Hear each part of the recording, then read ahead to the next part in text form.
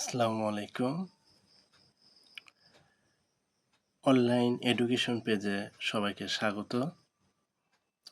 আবারও চলে আসলাম। আজকের আলোচনার বিষয় হলো আর্টিকেলস সম্পর্কে, যেটা সব ক্লাসেই প্রায় লাগে এবং সবার জানা একান্ত জরুরি।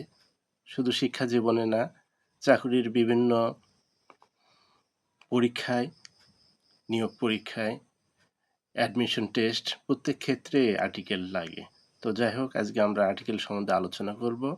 এই আলোচনাটা একদিনই শেষ করা সম্ভব হবে না, এরপরেও আলোচনা করা হবে, ধারাবাহিকভাবে আলোচনা করা হবে।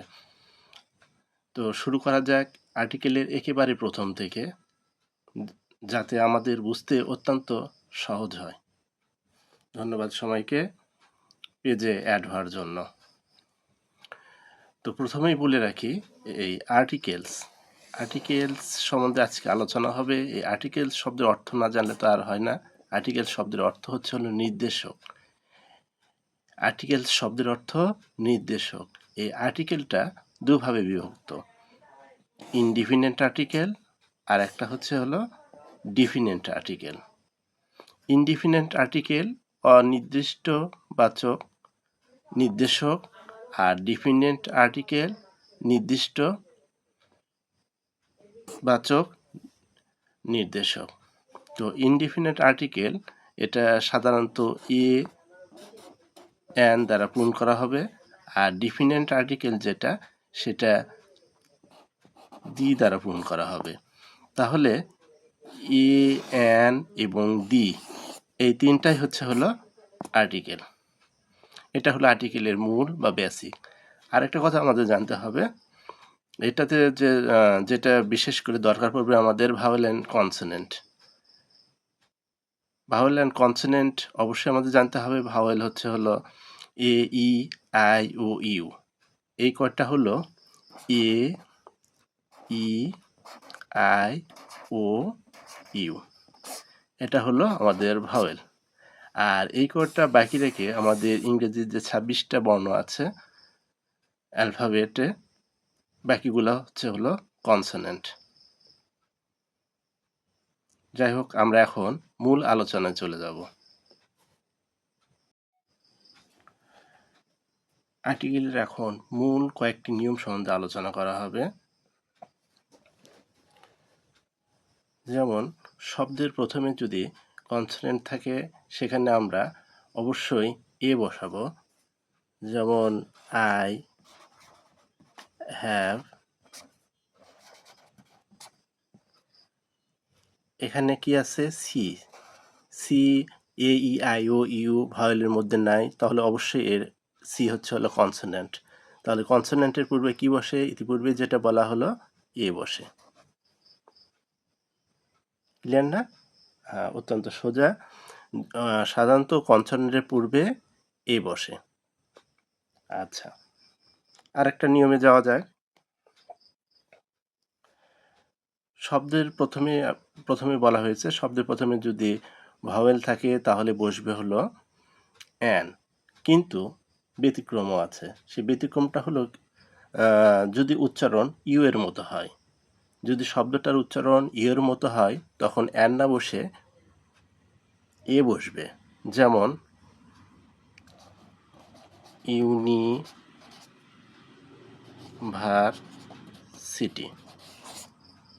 প্রথমে কি আছে? ভাওয়েল আছে, সেই হিসাবে এখানে অ্যান বসার কথা, কিন্তু অ্যান বসবে না। কেন অ্যান বসবে না? ইউনিভার্সিটিতে এখানে ইউ এর মতো উচ্চারণ আছে। তাহলে নিয়মে বলা হয়েছে, যদি ইউ এর মতো উচ্চারণ হয়, যদিও সেখানে ভাওয়েল থাকে, সেখানে অ্যান না বসে এ বসবে। ঠিক আছে? আচ্ছা, এরকম ব্যতিক্রম আরেকটা দেখানো যায়।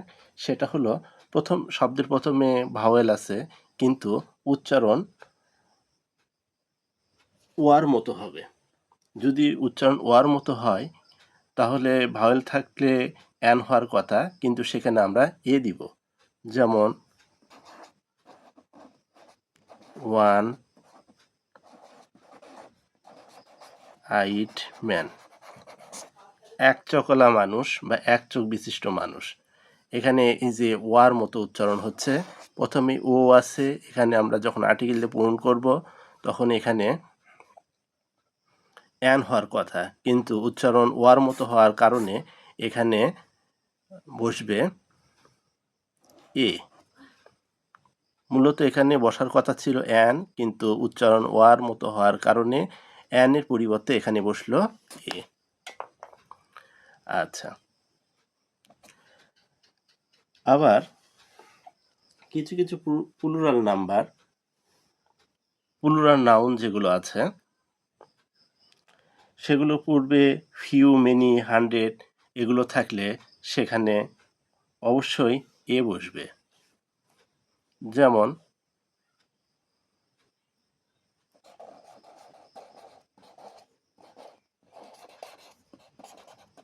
100 টাকা,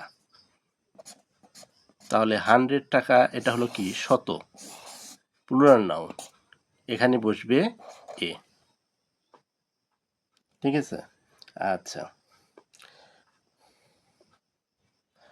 এখন কনসোনেন্ট থাকা সত্ত্বেও অনেক সময়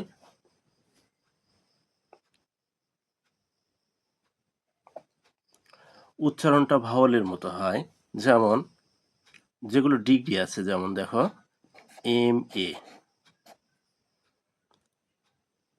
এম, ঠিক আছে, এটা কিন্তু মূলত এমটা হচ্ছে হলো কনসোনেন্ট, কিন্তু উচ্চারণ হচ্ছে হলো ভাওয়ালের মতো, এই জন্য অ্যান হবে। M B B S, M B B S, এখানে কি বসবে? এম আছে, কনসোনেন্ট এ হওয়ার কথা, কিন্তু অ্যান বসবে। আচ্ছা, এগুলো যেগুলো শিক্ষার ডিগ্রি আছে এগুলো তো মনে রাখতে পারবে। বিএ আর বিএসসি ছাড়া, বিএ বিএসসি ছাড়া যেগুলো ডিগ্রি আছে সবগুলো ডিগ্রি পূর্বেই অ্যান বসে, শুধু বিএ বিএসসির আগে এ বসে। এটাও একটা সংক্ষেপে মনে রাখার বুদ্ধি, কৌশল আর কি। আচ্ছা, আবার অনেক ক্ষেত্রে প্রথমে কনসোনেন্ট থাকে কিন্তু সেটা উচ্চারণ হয় না, ভাওয়েল থেকে উচ্চারণ শুরু হয়, সেক্ষেত্রে অ্যান বসে। যেমন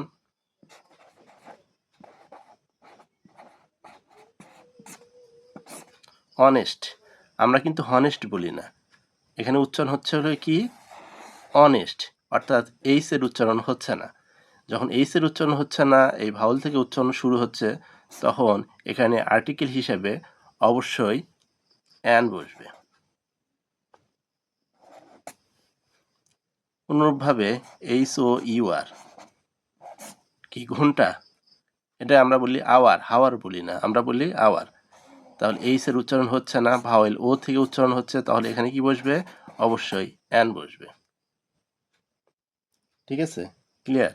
আচ্ছা, এছাড়া আরও কিছু নিয়ম আছে যেগুলো, যেমন পৃথিবীতে যেগুলো একটাই সেগুলোর পূর্বে অবশ্যই দি বসবে, নির্দিষ্ট করে কোনো কিছু বোঝানোর জন্য অবশ্যই দি বসবে, এগুলো পর্যায়ক্রমে আলোচনা করা হবে।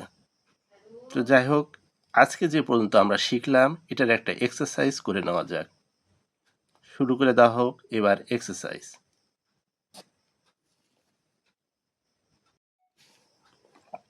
এতক্ষণ যা আলোচনা হলো তার উপর ভিত্তি করে এই এক্সারসাইজ, মাত্র 6টা সেন্টেন্স আছে, 6টা সেন্টেন্সের জন্য আমরা এক্সারসাইজটা প্র্যাকটিস করে নিই। প্রথমটা দেখো, আই হ্যাভ ড্যাশ কাউ, প্রথমে কি আছে? কনসোনেন্ট আছে, তাহলে এখানে কি বসবে? এ বসবে। একেবারে সোজা না? আচ্ছা, 2 নম্বর আবার খেয়াল করো, Abdur Rahim reads in dash university, এখানে প্রথমে কি আছে?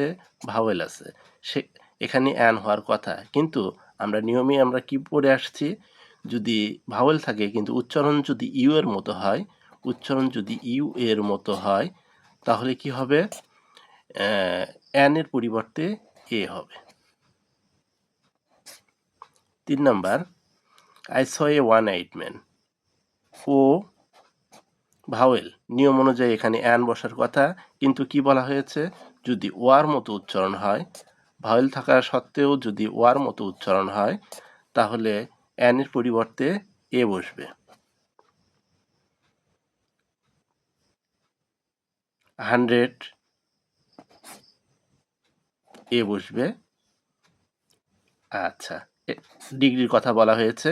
এম, এমটা হলো কনসোনেন্ট কিন্তু উচ্চারণ ভাওয়েলের মতো। আবার এখানে মনে রাখার জন্য আরেকটা বুদ্ধি বলছি, বুদ্ধিটা ঠিক টেকনিক আর কি। সেটা হলো কি, বিএ বিএসসি ছাড়া যতগুলো ডিগ্রি আছে সবগুলোর প্রথমে অ্যান বসে দিবে, আর বাকিগুলা বিএ বিএসসি ছাড়া বাকিগুলো সবগুলোর সামনে অ্যান বসে দিবে এবং বিএ বিএসসি এর প্রথমে এ বসাবে। তাহলে এম এ অবশ্যই এখানে কি হবে, অ্যান হবে। আচ্ছা, তারপরে দেখো, হি ইজ হনেস্ট ম্যান আমরা বলি না, আমরা বলি অনেস্ট ম্যান, উচ্চারণ হয় ওর থেকে। তাহলে এইচ এর উচ্চারণ হচ্ছে না। তাহলে কি বলা হয়েছে, এইচ এর উচ্চারণ যদি না হয়, ভাওয়েল থেকে যদি উচ্চারণ শুরু হয়, সেক্ষেত্রে কি হবে, অ্যান হবে। ধন্যবাদ সবাইকে। কোনো প্রশ্ন থাকলে অবশ্যই কমেন্ট বক্সে করবে, উত্তর দেওয়ার চেষ্টা করা হবে। আর পেজটা লাইক সাবস্ক্রাইবার দিয়ে সহযোগিতা করার জন্য সবাইকে বলা হলো। আজ এই পর্যন্তই। পরবর্তী ক্লাসের জন্য সবাইকে আমন্ত্রণ করা হলো। ধন্যবাদ।